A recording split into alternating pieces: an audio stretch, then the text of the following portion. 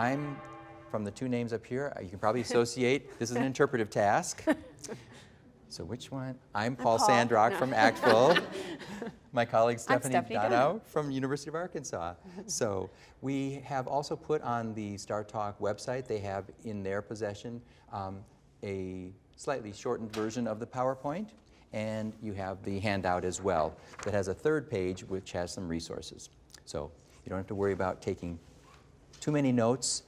Try to get engaged in the activities and learn about performance and proficiency. Thank you. Here we go, something that should take us about 4 days to go through and think through and grapple with. So I'm going to do my best to keep it short and clear and simple for you. It's my pleasure to be here today, and I'm looking forward to unpacking proficiency with you from my part. What do I need to know about proficiency in order to be an effective StarTalk teacher and learner, right? These are some of the big questions. Most of us, if not every single person in this room, has memorized this cone, has seen these colors, and knows that there are different proficiency levels. We're not going to go into great detail about the proficiency levels, but enough so that we understand to help you with your program templates and your activities. So, first of all, before we get into any of the real dirtiness and grittiness of what is proficiency, I want you to think to yourselves, just quietly for a moment, how would you answer some of these questions? Because the word proficiency or proficient really has a lot of meaning, and it's very individual to the person who experiences the word, right? So first of all, just think to yourselves briefly, what does it mean to be proficient at something, at anything? What do you know? How do you know when someone is proficient at riding a bike or baking a cake or knitting or whatever, fill in the blanks, whatever the activity may be? What does it mean when someone is proficient at using language? What does that really mean they can do if they're proficient at using language? And would you say that being proficient at using language requires a learner to speak and write accurately or perfectly? Right? So just think for a moment, your tables. You can share just a brief conversation, taking less than a minute, just so we have some place, develop our background knowledge on the topic, see where we end up. Let's come back now, and I want you to just keep these ideas in mind. We're not going to share at this moment, but just think this word of proficiency and the concept of proficiency as we move along deeper into our discussion.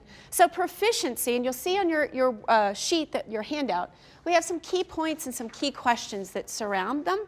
So you may want to follow along with that. First of all, proficiency is independent. I think that's one of the most important concepts. It's independent of classroom experience.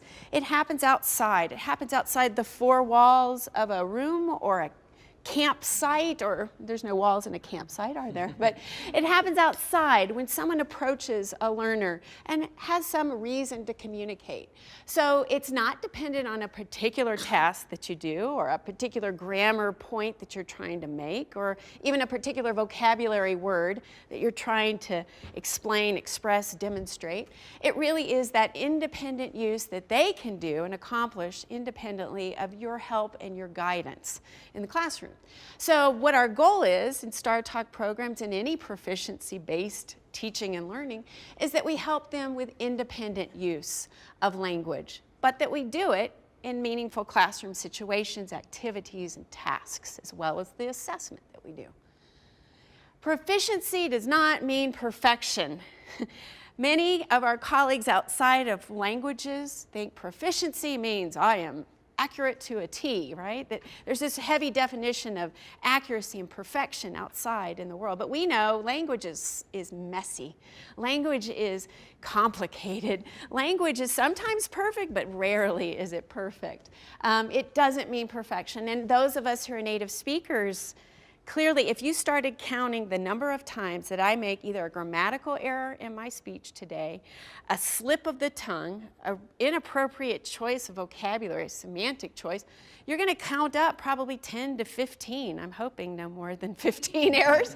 But even as a native speaker, and again, an educated native speaker, you can determine that on your own, we're not accurate. We approach it, but we're never 100% accurate. It's our lifelong goal. So why would we think that a 2-week program, we would have perfection in everything that our learners can do? So it's very important to keep in mind. It's based on what a person can do. It's the functional ability to use language, and sometimes it may border on accurate, but maybe it just gets a point across, a time that the shuttle may pick you up. It may be a time that lunch is served. It may not be a complete sentence. It's not based on a sequence of grammatical structures or specific vocabulary lists. Those vocabulary lists, I was looking at an authentic material the other day. I saw a website for apartments. Think of vocabulary list and how they list different features of an apartment. We all know the word bathtub, right? Bathtub, it's a tub, place where you can take a bath. But in that authentic material, it said a garden tub. A garden tub is not on the vocabulary list. Real life is not the same one set of vocabulary. So proficiency prepares us to deal with the external world where language is real and it's not always the list. So we're preparing for the world. All of you, again, I'm sure are familiar with this. I'll just go briefly through the levels of proficiency, the bands of proficiency, the novice level. How many novice programs do we have, if we have a show of hands? Novice programs, yeah, okay. So clearly this applies in many instances. This is where you see yourself, see your learners, see your tasks and program design, your templates.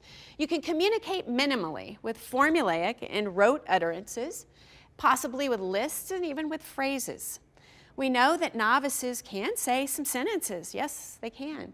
But often they're very controlled, right? They're very practiced. They've said, I like, many, many times during the course of even a short program.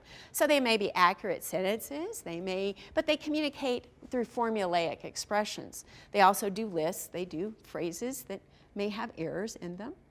At the intermediate level, how many intermediate level programs do we have represented here? Would you say your program is targeting intermediate? Some, okay.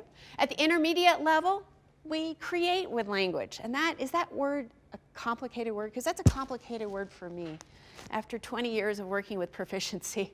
It's a very simple word, but it's a very complicated concept. To create with language, to express your own personal thoughts, ideas, even at a relatively low level, about things that are unique to yourself and your environment, in your school, or your sports activities, or your family.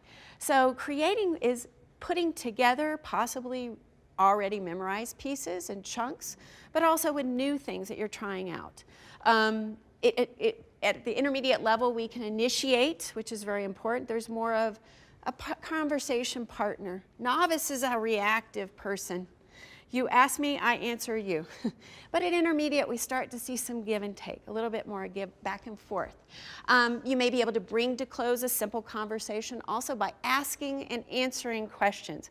I'm going to emphasize the word ask multiple times today, as well as my colleague Paul, because asking is something that we naturally do as teachers, but and we assume our students ask, but that's not always the case. So a true intermediate is able to independently ask those questions, as well as answering in a simple conversation.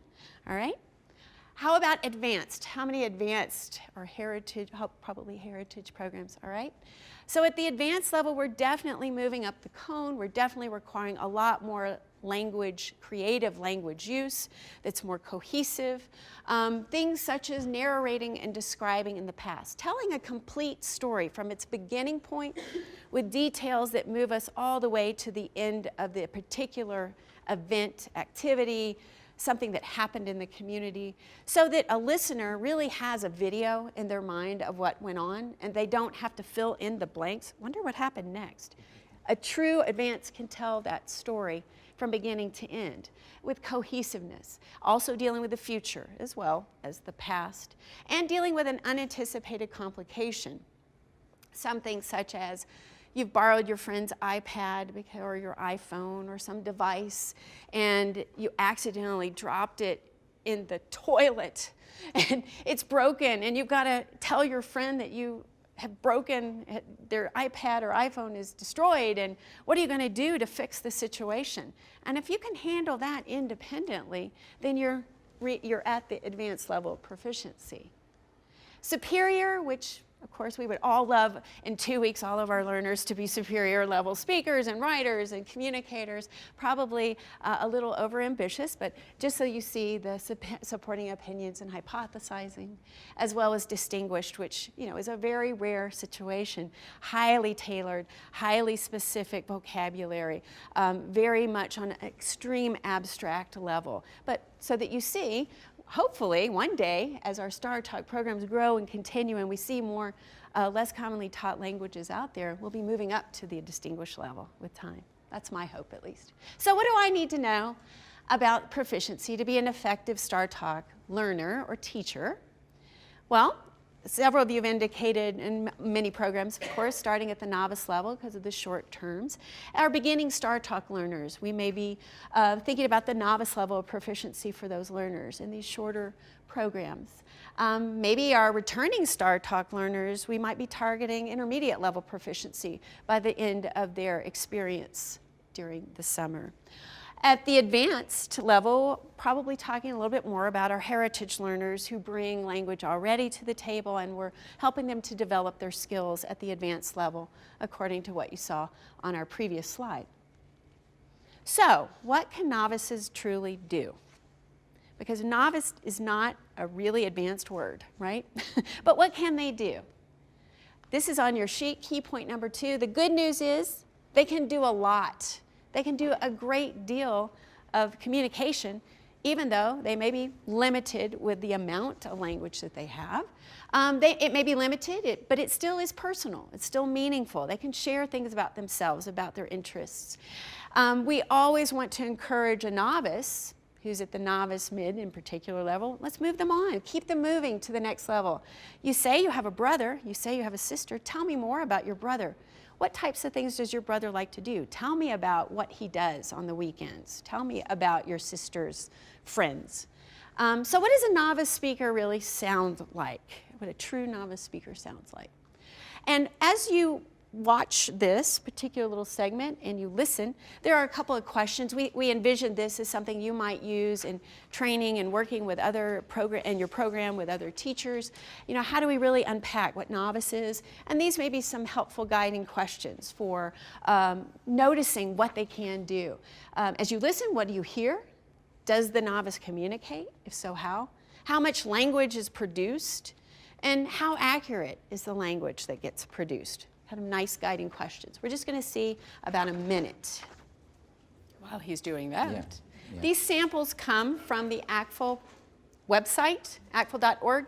If you're curious and you would like to use them, you like to look at them further, look at samples in other, there's a few samples in other languages. Not all the languages are out there, but we do have some samples in Chinese and in Arabic, and the proficiency guidelines are written and translated into those languages as well as others.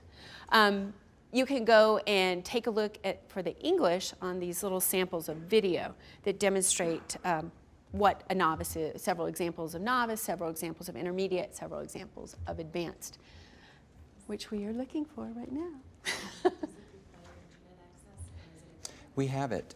We have They've both. changed my screen so it no longer is actually in the PowerPoint In mode our first here. session, it was working. And we can't get out, can we? See, it's staying. It's. I know. not I doing can that. pretend to be You Leonore. can pretend. I can pretend. I'm very good at pretending. Yeah. Yeah. Thanks. Whoever was. Should I pretend? You wanna? 'Cause it's I think we're gonna have a little pause. Hit the pause button. This is real life. This is proficiency at work. See, it's not accurate. It's not 100% accurate. It's real. It's probably on the It's actfl.org, and then you go to the ACTFL proficiency guidelines. We have all of it. It's the setting between the two. think in the interest of time. I think we just have to keep moving, and we'll hopefully be able to show a few snips. Which language? You said this is in Arabic? In Chinese, for certain. They're not video segments, but they are audio. So you can listen to an audio novice segment. Oh, the examples. The examples. We are trying to show English ones right now because those are the only ones that we have that are videotaped, so it's a little bit more engaging, so you can see the conversation taking place. But in the interest of time, hopefully we'll be able to come back and just get those snips in just a moment. And I can't move ahead though, can I? Yeah, I can't really do anything. It's just real life. You should be able to, but It won't even let us advance. It's there. locked Yep. down. Is it? There. There you go. Yay! All right. Well, we just heard Leonor, and you heard several different things. And the sample, I can do an example of the sample, which is never as good as real. But Leonor is a veteran, novice level speaker. Let's put it that way. I'm trying to put it pleasantly as possible. She's asked a question about describing her family. My daughter, she live, and she tells the location. Then there's a little bit of language we can't understand. Then we go on to what are some things you like to eat? What's your favorite food? And she doesn't understand the word favorite. So the person asking the question, what foods do you like best? What things do you like? And she doesn't understand best. Typical novice, grappling with a question. And then an explanation, what do you like to eat? Do you like apples, oranges, something of that nature, an either or kind of question. The novice says broccoli, zucchini. She lists several items, and then she's asked anything else, any fruits. She doesn't know, and she doesn't know the word for carrot, so she says in Spanish, zanahorias. Speak Spanish? Is her conversation with the interviewer. So what you would have heard and what you saw, didn't you see it? I just saw it, it was there, were individual words or lists. She listed out vegetables, fruits. She gave very short segments, isolated phrases of her family, the locations. She gave us a few, if you had heard it, we heard it, basic sentences. And they may use their first language. In this sample, the speaker does insert several words from her first language. So she's using L1. And with writing, there may just be copying, and particularly in many programs where you don't have the energy, the time to work with a lot of writing, copying may be very typical of the novice level speaker. And I kind of need to go on. You can do whatever you want. You don't want to try to go there. We expect our Star Talk teachers to do with our learners to do? Well, making lists, obviously, any type of real life lists that are out there. We don't usually list colors, right? But we may list items that we need to shop with that are related with colors, a shopping list, for example. Introducing themselves, which I know everyone works with that at any level. Naming objects that they see, even maybe naming objects, naming vocabulary that happens to take place in content lessons. The continents, for example. They may be doing a lesson on the 7 continents, and naming would be very appropriate, still content focused, but not just a typical foreign language list of vocabulary. Identifying the things that they like, the activities, the sports, the foods, whatever. Identifying people and giving a brief description. Telling when they do certain activities on the days of the week, the months, the times of day, those sorts of things to develop some communication. So tell me a little bit about your family. The family, then Ordora, no more. Ordora here in White Plains too, in North Broadway. My home de Dora, my daughter Sandrina, is 10 Frankel Avenue. And my other Dora living in North Broadway. North Broadway. White Plains, Okay. White Plains. What's your favorite food to eat? It's a favorite What do you like best? best. I don't know what is best. Do you prefer chicken? Do you prefer beef? Do you like pasta? Which do you like most? Sometimes chicken, sometimes beef, yeah, sometimes pasta, broccoli. Was say verduras? Was say broccoli? No, I don't know. So you like broccoli? Zucchini. Okay. What other vegetables do you like? In the interest of time, we'll stop there. You get the point, right? So what kind of language did you hear? You heard a lot of this. Some sentences, some inaccuracies, some lists, some individual words, little phrases, right? So, but communication is occurring. She's communicating. She communicates quite a long time. That's independent of a classroom. This is her just communicating, and that's important to keep in mind with proficiency. We've already looked at this. Let's take a look at the intermediate level. All right, let's see. Keep your fingers crossed. I think we'll be able to do this. I think we're good. At this point, same questions, but think about the intermediate, creating with language. We could start maybe by your telling me just a little bit about yourself, where you live, what you do, just a general introduction. I live in Ossining, Westchester, and I work in company in Ossining. The name is Merrill H. Garvin. I work on the machine computers, and have my family, you know, have one daughter. Her name is Angela, and have brother and sister too, you know. Great. I'll stop right there. So in that sample, you hear creating with language. What do you notice in his sample, in this sample? He's speaking in full sentences. Are they memorized? Did he memorize that little episode? No, it seems spontaneous. It seems like it's him speaking about himself in a way that he understands the language and can express it, right? It's not 100% accurate, but it's creative and it uses some nice chunks of language that are at the sentence level. Intermediate proficiency requires more use of language, focusing on descriptions of self, descriptions of items, activities, immediate environment, showing their immediate environment and personal interests. So how does it differ from novice level language? It doesn't require the cue words from the person who asked him, who came up with those sentences by himself. Could you say that one more time, just a little bit, so they can hear it? So he came up with those sentences by himself. Doesn't require the cue words from the person who asked him the question. Exactly. Leonore was really trying to work with the question, understand the question. He understood the question, and he didn't need to have to repeat some part of the question. He was able to take the question and move into a conversation, right? Good. Anything else that you noticed?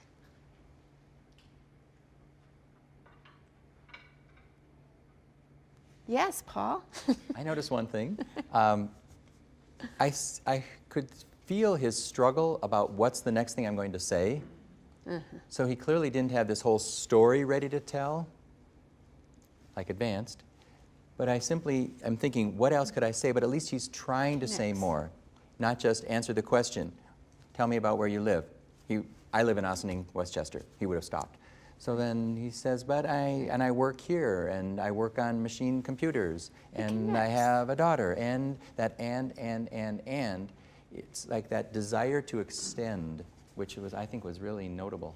Right. So he creates with language. He connects his thoughts in a relatively logical fashion, right? He doesn't say, I like pizza, I work at on a farm, I like football. It's a connected, simple string of sentences. So he's expressing intermediate behavior. One thing that intermediates do that novices sometimes don't even demonstrate, they make a lot more mistakes. The more proficiency we try out, the higher we try, the more opportunities there are for mistakes to be made, right? Oftentimes our novice level speakers, even writers, but speakers, they speak with great accuracy. They sound awesome. They even have wonderful accents. They sound really strong speakers. But if someone else besides one person in the program asks them a question, they fall apart, right? So often a novice may be highly accurate, but it's only because of the memorized and rote pieces that they've put together in the time that you've had them in the classroom.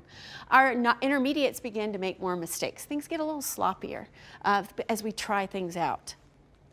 Intermediate language will feature creating new language that's spoken or written ranging from individual sentences, basic sentences together, to strings of sentences that start to sound a lot more like a paragraph as they move up the proficiency scale.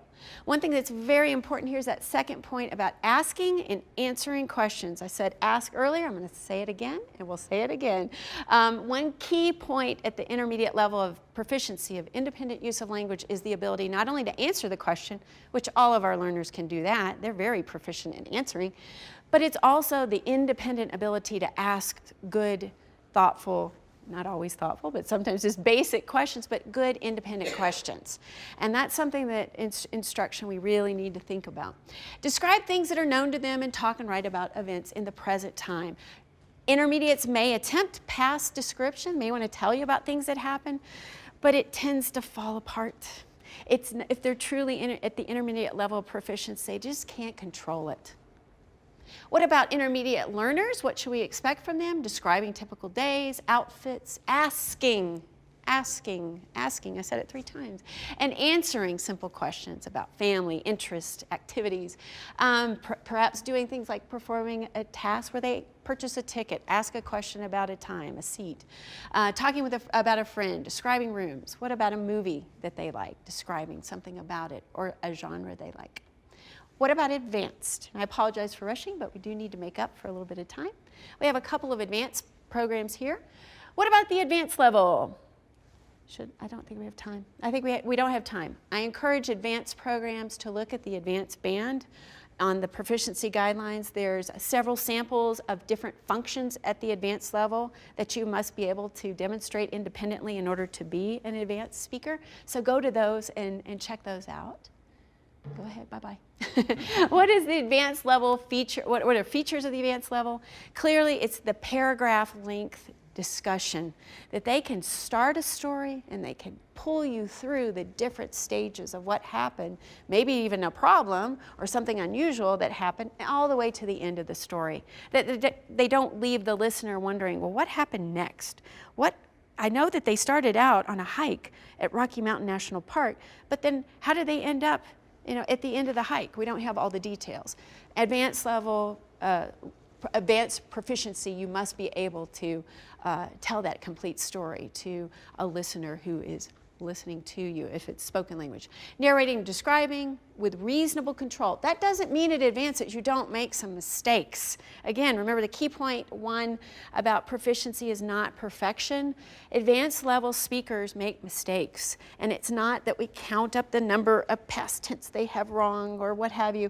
It's that they can do an overarching paragraph length discourse describing something with reasonable control in the past. Comparing and contrasting school items, friends, activities, and handling a situation where there's a problem or a complication like we described earlier.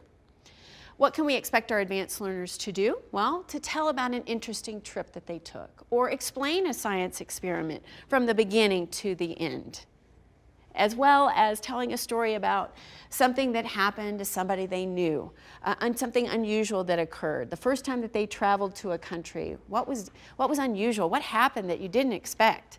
Relating a current event, true advanced proficiency from a testing point of view, not from what we're talking about with our StarTalk programs, but independent use of language. You really are able to talk about current affairs or current events that are relevant to you, but external to your personal lives and your school life and what have you, your academic life. Comparing 2 places and events, and also that complication, again, not to be underestimated. So as we plan for our instruction, we need to think about these are the types of things that if we're pushing towards advanced activities, tasks that learners should be able to do. And once again, telling the story, telling a clear, complete story. And how do we do that? By asking for more details, pushing them to give more fuller accounts, fuller elaboration. Tell exactly what happened from beginning to end. All right, and now we're about to move into our discussion of performance. And so while you've heard some of the major issues and major bands of proficiency at novice, intermediate, and advanced, and heard a little bit of a sample to know what that independent use of language is like, here are a couple of statements, and you should just keep these in mind. We may come back to them at the end, but in order to be the most effective, which of these 1 through 6 would be the most effective to improve performance in your StarTalk programs? And just think to yourselves, is it 1, practice in answering questions, 2, memorizing more words, 3, adding more details and giving examples, 4, learning more grammatical structures, 5, using more worksheets, 6, using language to solve a problem or explore a website?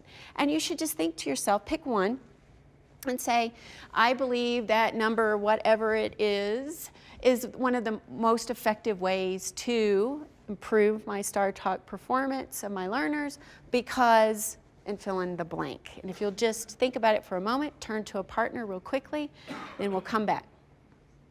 All right, we're going to pull you back together. So you've just done a quick processing. You've done just a very quick processing. You're starting to make that transition from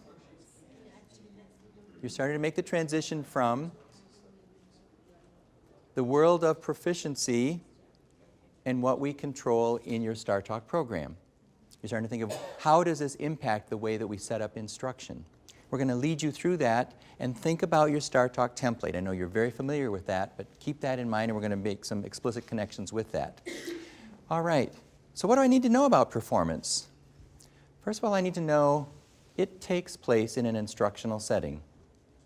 It might be a school, it might be a camp, it might be an online learning experience. Maybe I'm working with a tutor. It's in my StarTalk program, wherever it happens to be located. That means it's like an intervention, because it's not just hang out with language for a day. You're going to learn something. Is that the way that StarTalk guiding principles are implemented in your programs? I don't think so. You're thinking constantly, what happens every minute of the program? You are constructing an environment. You are guiding them through different activities. You are really being focused on what's going to be effective and efficient. So you're creating that intervention that is the world of performance. Proficiency happens out there in Beijing on the streets. It's when I'm in that marketplace in Guatemala, or maybe I'm in a work situation and I have to suddenly use that language. No one has set up the context. No one has decided what's going to be the most effective activity that's going to help you out here. No one gives me a graphic organizer to get through it, right? All the things you do over here. Which is why I have to think about, though, very carefully, if I design my activities only for this environment, it's really, really hard for my learners to move over into the world of proficiency. So what Stephanie gave us was, that's the ultimate goal. To independently, spontaneously, because I just am there, I got off the plane, or someone walked into my room who speaks Hindi and now I'm going to communicate with that person, without any preparation, how do I get ready for that world through what you do in your programs? We have to create an understanding of the differences. So one of the differences is that we practice, we memorize, we work it, right? I can't do that to get ready for an oral proficiency interview, a writing proficiency test. I can't think, okay, let's see, I'm going to be on the streets of Beijing. What will I need to know? I may do that in my head, but when I'm really there, all rules are gone, right? It may go in a different direction than I never planned for. It's that familiar context that, in effect, helps me get you to a higher level of performance. Just think about it. You have a single focus thematically in your StarTalk program. One of the model curricula is all about endangered animals. They're not going to say, do you like pizza? That's not going to be part of the conversation during those 3 weeks because it has nothing to do with endangered animals. We might talk about what do endangered animals eat and what do you eat. I can maybe make some links there, but I keep working that context, which gets it very familiar and comfortable to me. And it doesn't change day to day to day. So I get to really get good at it. Versus over here, anything that may come up in the conversation is what I have to be able to handle, right? So it is dependent on that curriculum that you have designed, the way that I think about designing my activities and the way that I design the assessments as well. Versus in the world of proficiency, if I'm doing an assessment, I could care less who you are. Are you a heritage speaker or not? Did you spend 12 years in the country or 0? Where did you grow up? How did you learn the language? Does your grandma speak to you? That is irrelevant. It's independent because it's more, can you do the job? We're about to hire you for this job at, name the company, right? Starbucks or Boeing or whatever it might be. You have to be able to handle the functions of that job regardless of how you learned it. Not, oh, guess what? We'll control that content. We're only going to talk about endangered animals. You know, I know it's a really high-powered job, but we're just going to talk about endangered. No one does that for you, right? So our world of performance is very different from, especially when it comes to assessment, right? So when we think about our assessments, it's what we've learned, what we practiced, versus what are the criteria that Stephanie just talked us through. But I have to keep in mind both. And the advantage I have, beautifully captured in your StarTalk infographic about in the learner-centered classroom, it talks about that gradual release of responsibility. Moving from highly teacher-controlled through starting to let students and the learners be more and more engaged to finally, they're the ones in charge. This is starting to bridge the world of performance into the world of proficiency. And eventually they bridge even out beyond this where there's not even any teacher structure created, right? So this is really a nice way to think about what we've just talked about. If all I do is this, teacher, teacher, teacher, they are going to be so just nervous and unprepared for that real world. So keep that visual in mind as well. Excellent one. That guided practice is important. So I think about, and Stephanie asked you to start to think about, well then, how does that inform your practice, your learning activities? Do I need more worksheets or more practice doing this? Do I need to just memorize words or do I need to?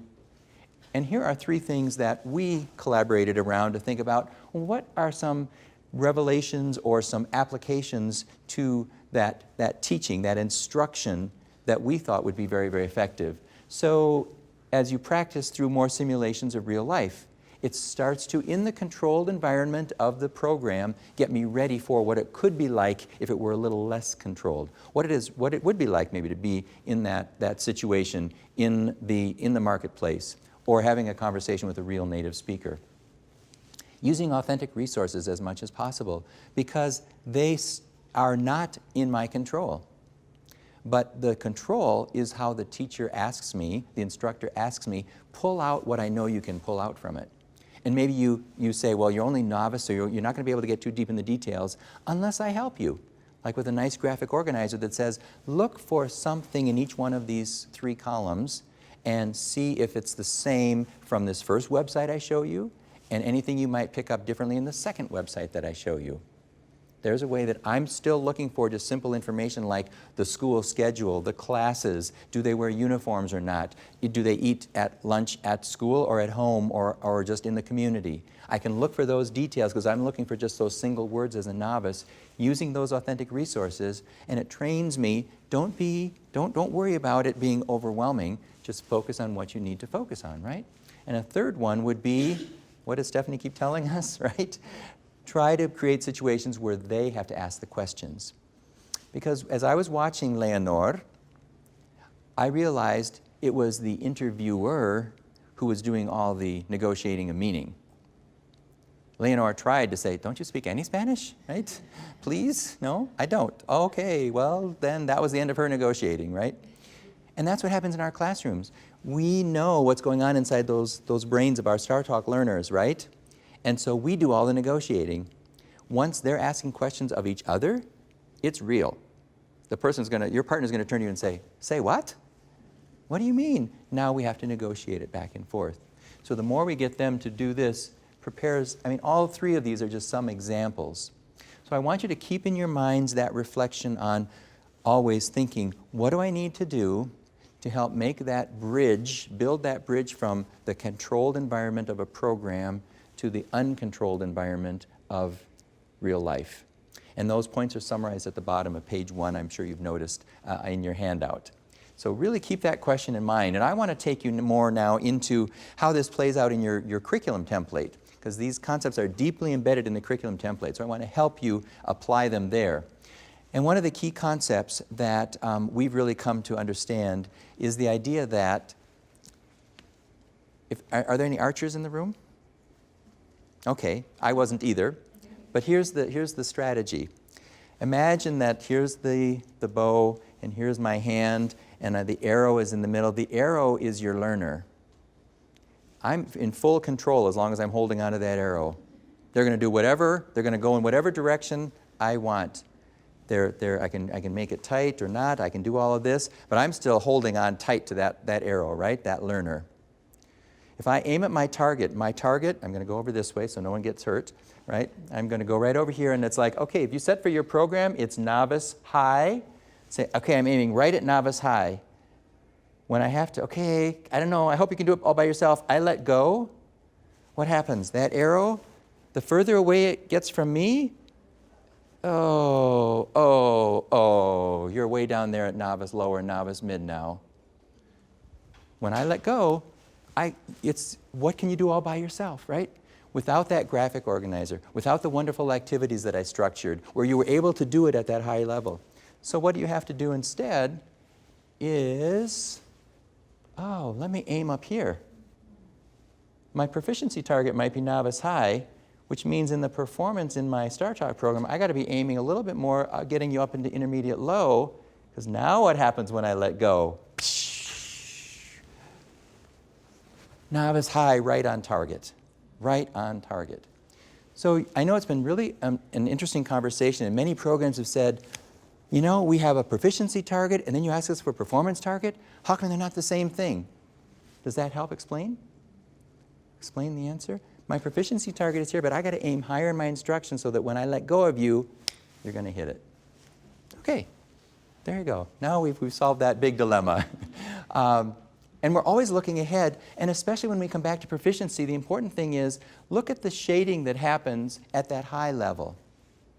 That means they can do already the stuff at the next level, but I haven't fully let go of you yet, right? I've created a task, knowing what you can do to show intermediateness, even though by yourself you're really kind of novice-y. You can't quite sustain it, were the words that Stephanie kept using. So that is really important to say, wow, my job when you come into my StarTalk program and you're a novice is to say, I'm going to treat you novice for about a day or two. And then you've got enough, a few memorized words, we're moving towards intermediate kids. I got to start getting you asking questions. They're going to be memorized questions, because that's all you can handle, but you're going to be asking questions.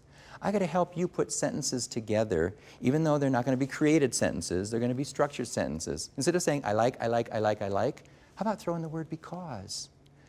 I like pizza because I like anchovies, I like pepperoni, I like mushrooms, I like cheese, I like pizza.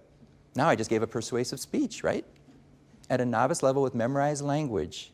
That's how I start to aim higher, but use the language that you can control, okay? So keep that in mind, and we've gone through this already just to remind ourselves this is an appropriate target, but I'm always looking ahead beyond that to make sure you can hit it. Okay, so how do I create some learning targets then with my can-do statements? Thanks, Stephanie. Perfect. So what I've done is the brainstorming for a program, because it's really hard to take this template and just start right here and say, you know what? I know exactly what my summative assessments are going to be.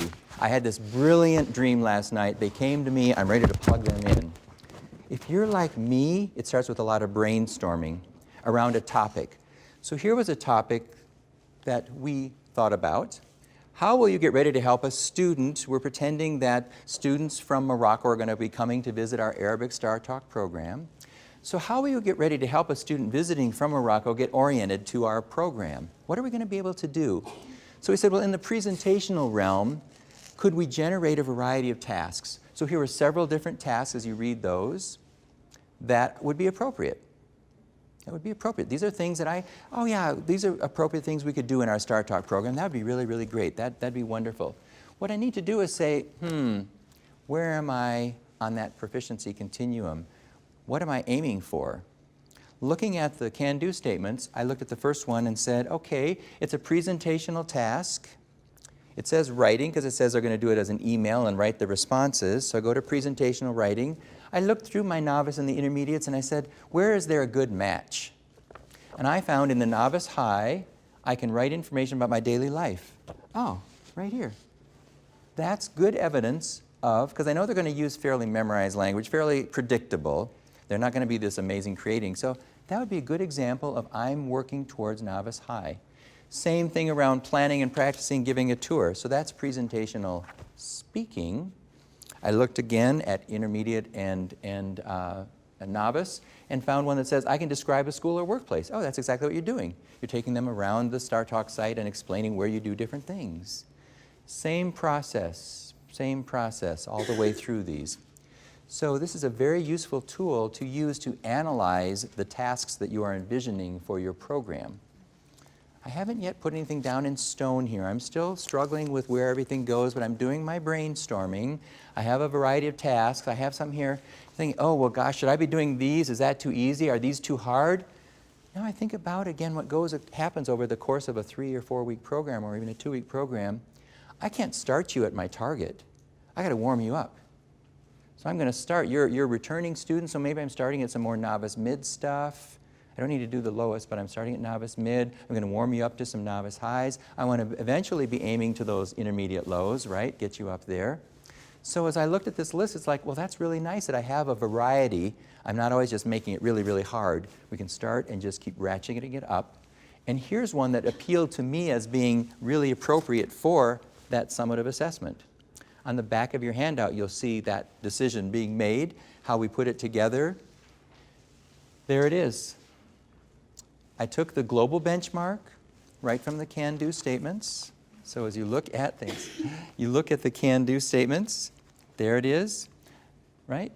I can write briefly about familiar topics and present information using a series of simple sentences, and then the one that was the more detailed one down below, and that is how I'm starting to get a sense of this is very appropriate for my range of trying to hit intermediate low.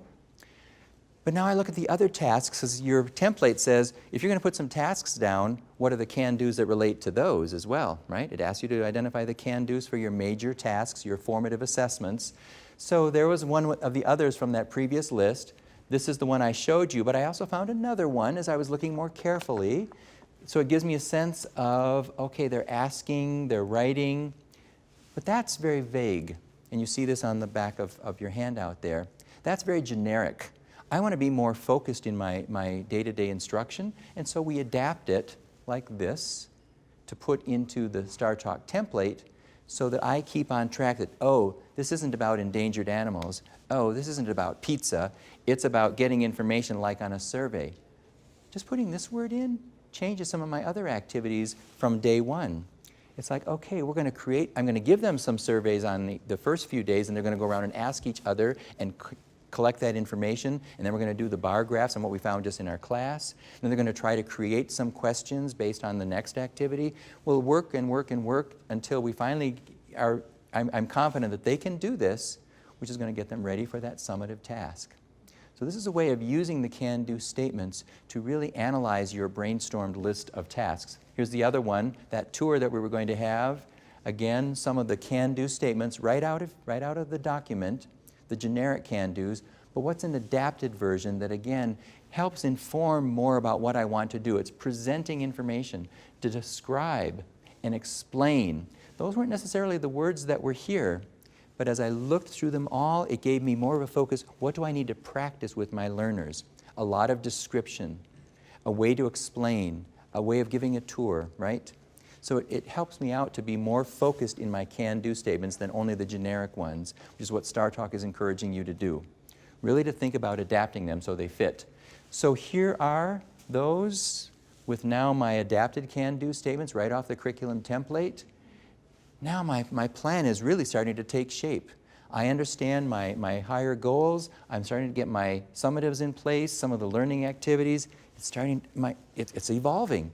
I can really see how the program is going to get where I want it to go, not randomly on a good day, but very focused and efficiently. So what I would encourage you to do is a similar activity with another one. Here is the interpersonal task. And sometimes we start with the can-dos. Maybe I didn't brainstorm anything, except someone said, wouldn't that be a great interpersonal task if the presentational, again, was that writing of the questions piece? So what are some questions they might have, and how would we be ready to, what are some things they need to know? Let's talk about that as partners. So I looked at the can-do statements and came up with 3 ideas that would be appropriate can-do statements. My next task is, what are the activities going to be? What are the activities going to be? So it's not that there's just one process. We just wanted to show sometimes you come at it from this way, sometimes from this way, but I hope you're starting to see how all of the pieces start to fit together and where you're going to be able to put them into the StarTalk template itself. Okay? So we're going to wrap up with a few final thoughts, and this is the key point number 7, is that adapt the can-do statements. Make them fit the context of the program. Okay? So we're going to end with, what does this really mean? And remember, you were doing this before. You had this question. You were looking at this question. We're going to ask you now to turn at your table, and this is what I'd like you to say. I think I've changed my mind about because, or I'm more convinced than ever that this is the right because. I think I'm going to change my mind because, or I think I'm more convinced than ever that it's the most effective because.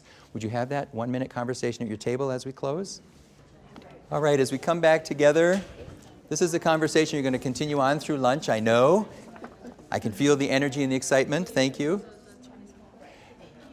And here are just some of our final thoughts as you go out the door, so add those to yours.